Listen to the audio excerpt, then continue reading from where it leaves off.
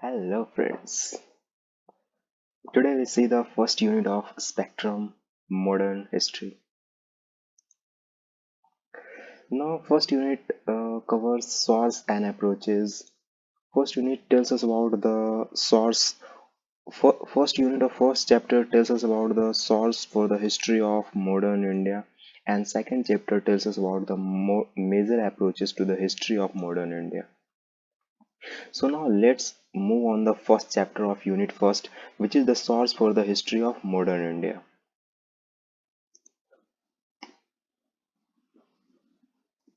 Now we see the summary of that uh, summary of the first chapter of first unit, which is source for the history of modern India.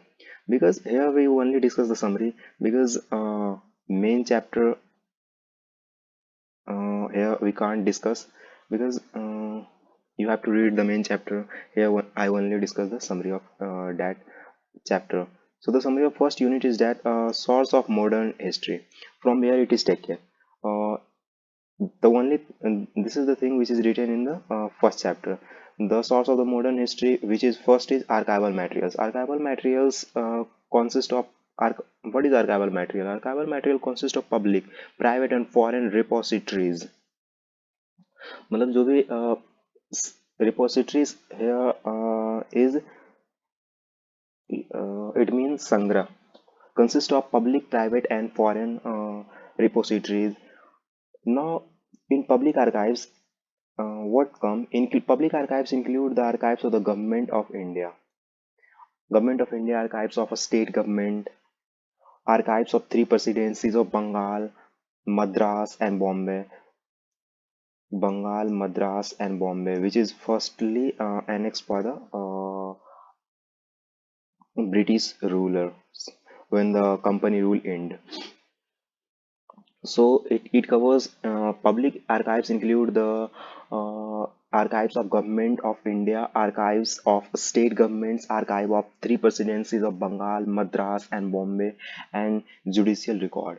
Now the next one is private archives. Private archives contains papers and documents of individual and families of notes who played a significant role in the development of the modern India.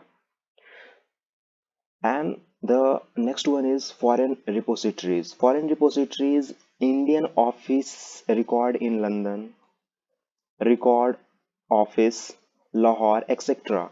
Because our embassies are also in different countries. And the next one is biographies and memories. Biographies and memories account of travelers. It covers the account of travelers who travel India, traders, missionaries, and civil servants during the 18th and 19th centuries, as well as memories written by the Indian leader during independence movements. So it all are necessary thing from where our modern history is taken. So now the next one is newspaper and journals published in India as well as abroad. Others is oral tradition, creative literature, painting, etc. So these are the summaries. These are the things which is in the uh, first chapter of unit first. Nothing more.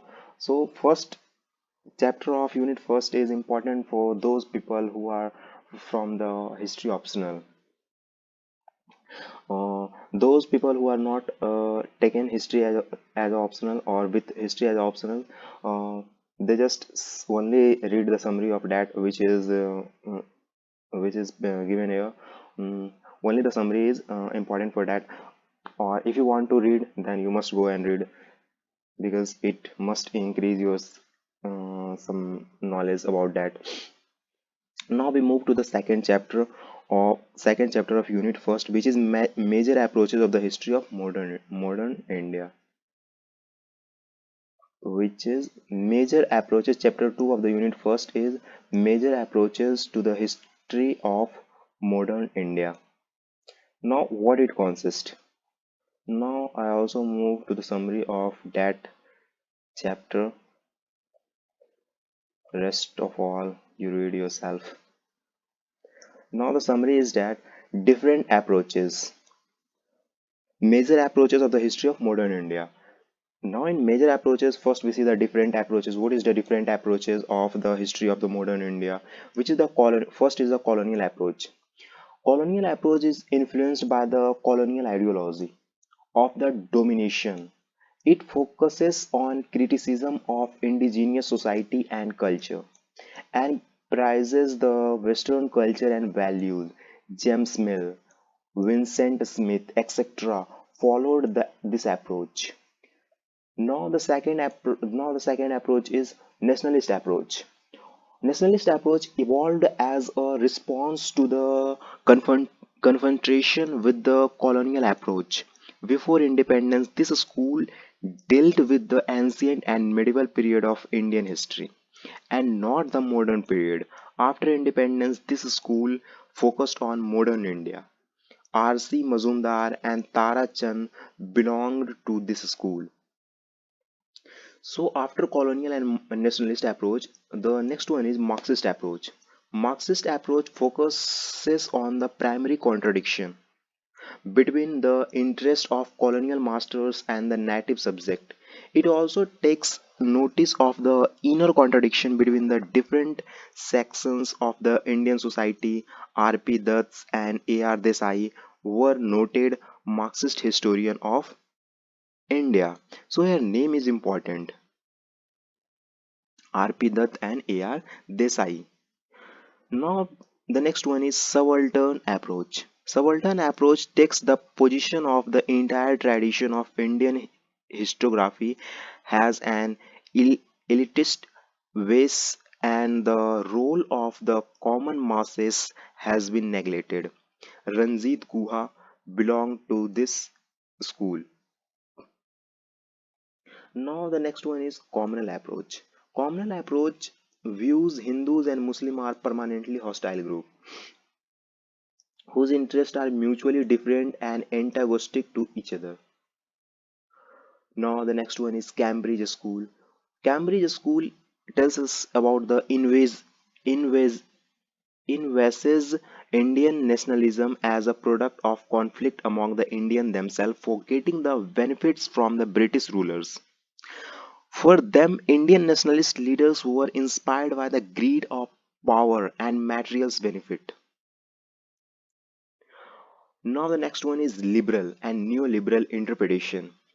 Liberal and neoliberal interpretation implies that the economic exploitation of the colonial was not beneficial to the people of British as it delayed the development of the new industries in Britain.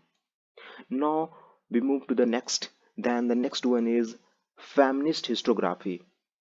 Feminist historiography tells us about the focuses on areas of research that analyze colonial structures such as legal structure which affected women's life. It also focuses on women's vulnerability due to the denial of ownership of productive research. So this is the summary of the chapter second of unit first. So here unit first is completed, and for more you must go to the chapter and read.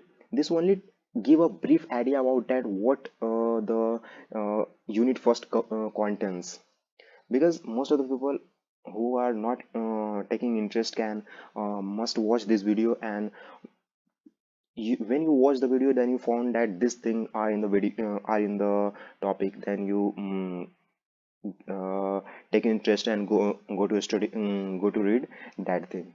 So must watch this for interest for increasing your interest in reading this book, because interest is all. If you have interest then you read, if you have no interest then you not read.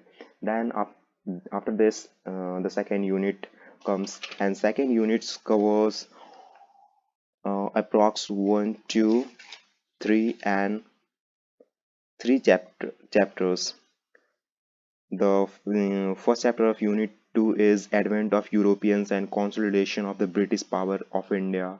And second one is India on the eve of the British conquest. And the next one is expansion and consolidation of British power in India. And after that, the last one is nothing. This is the last one. So we saw the unit 2 in the next video. तब तक के लिए tata bye bye.